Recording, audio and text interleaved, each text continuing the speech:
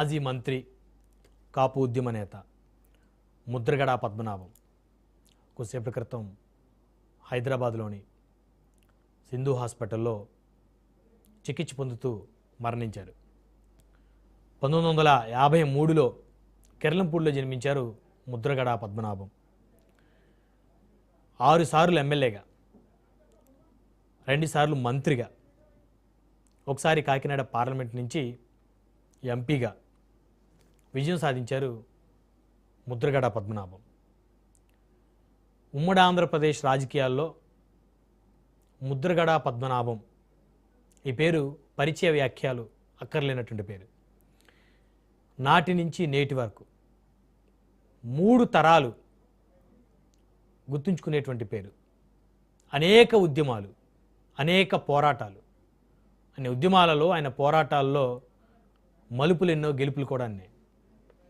కాపు ఉద్యమ నేతగా ముద్రగడ పద్మనాభం చేసినటువంటి పోరాటం చెప్పుకోదగ్గది. 1988లో విజయవాడలో జరిగినటువంటి కాపునాడు అనేటువంటి ఒక సభకి ముద్రగడ పద్మనాభం అధ్యక్షత వహించారు. ఆనాడు అప్పుడు విజయవాడ తూర్పు శాసనసభ్యులుగా ఉన్నటువంటి వంగవీటి మోహన్ రంగారావు వారు జైల్లో ఉన్నటువంటి క్రమంలో వారిని రక్షించుకునేందుకు దాదాపు బెజవాడ తీరాన 15 లక్షల మందితో ఏర్పాటైనటువంటి సభకు ముద్రగడ నాయకత్వం వహించారు. అప్పటి నుంచి కాపు ఉద్యమాల్లో ముద్రగడ పద్మనాభం పాత్ర చెదరందని చెప్పాలి. ఆ తర్వాత అనేక పోరాటాలు. 2014-2019 తెలుగుదేశం పార్టీ ప్రభుత్వంలో కాపులకి రిజర్వేషన్ కల్పించాలని ప్రభుత్వం, ఆనాడు టీడీపీ ప్రభుత్వం ఎన్నికల ముందు ఇచ్చినటువంటి హామీని అమలు చేయాలని చెప్పేసి కిర్లంపూడిలో రోడ్డెక్కారు ముద్రగడ. అయితే దాదాపు 10 లక్షల పైచిలుకు జనాభాతోటి ఒక పెద్ద బహిరంగ సభను ఏర్పాటు చేశారు. ఆ తర్వాత ఆ సభ అనేక మలుపులకు దారితీసింది. తుని ఉద్యమ రైలు దగ్ధం ఘటన దేశాన్ని కుదిపేసింది.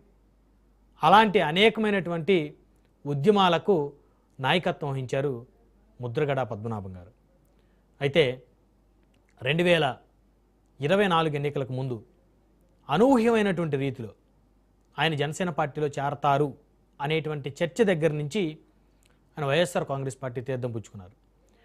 పిఠాపురం నియోజకవర్గంలో జనసేన అధినేత పవన్ కళ్యాణ్ని ఓడిస్తానని ముద్రగడ రాజకీయ శపథం చేయటం, ఆయన పిఠాపురం నుంచి పవన్ కళ్యాణ్ గెలవటం, కూటమి ప్రభుత్వం అధికారంలోకి రావటం,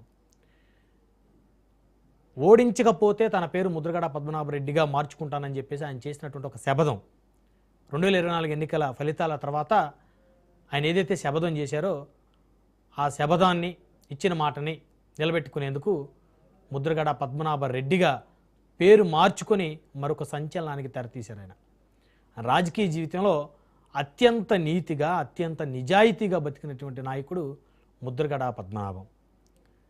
100 ఎకరాల ఆస్తులని అమ్మి మరి ప్రజాసేవ చేసినటువంటి నాయకుడు.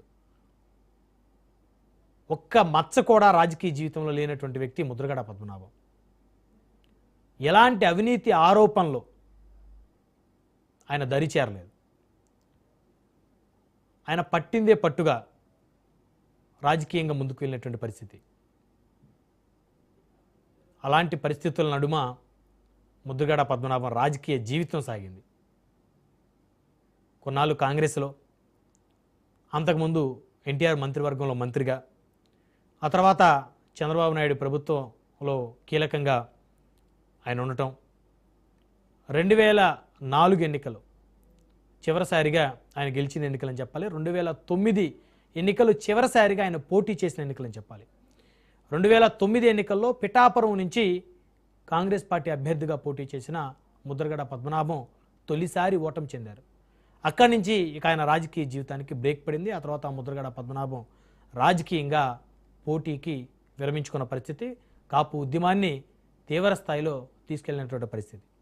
ఒకానొక దశలో ఆమరణ నిరాహార దీక్ష కూర్చొని తన ప్రాణాలను సైతం లెక్క చేయకుండా కాపు రిజర్వేషన్ల కోసం అప్పటి టీడీపీ ప్రభుత్వాన్ని మెడలు వంచే దిశగా ముద్రగడ పద్మనాభం చేసినటువంటి ఆ ఆమరణ నిరాహార దీక్ష ఆంధ్రప్రదేశ్ రాజకీయాల్లో ఒక సంచలనం అని చెప్పాలి. అలాంటి ముద్రగడ పద్మనాభం మరి 2024 ఎన్నికల తర్వాత ఆయన తీసుకున్నటువంటి కొన్ని నిర్ణయాలు ఆయన్ని రాజకీయంగా, వ్యక్తిగతంగా, మానసికంగా కాస్త ఇబ్బంది పెట్టాయనే చెప్పాలి. అయితే గత కొన్ని రోజులుగా హైదరాబాద్లోని సింధు హాస్పిటల్లో శ్వాసకోశ సంబంధిత వ్యాధితో ఆయన బాధపడుతూ చికిత్స పొందుతున్నారు. అయితే ఇదే క్రమంలో మరి ఆయనకు ఆరోగ్యం పూర్తిగా విషమించి ముద్రగడ కన్నుమూశారు. ముద్రగడ పద్మనాభం ఆంధ్రప్రదేశ్ రాజకీయాల్లో ఆయన చెరగని ముద్ర వేశారని చెప్పొచ్చు. ఆయన మరణానికి మరి ప్రగాఢ సానుభూతి తెలియజేస్తూ, సంతాపాన్ని తెలియజేస్తూ వారి కుటుంబ సభ్యులకి మరి రాజ్ న్యూస్ తరపు నుంచి ప్రగాఢమైనటువంటి సానుభూతిని తెలియజేస్తున్నాం.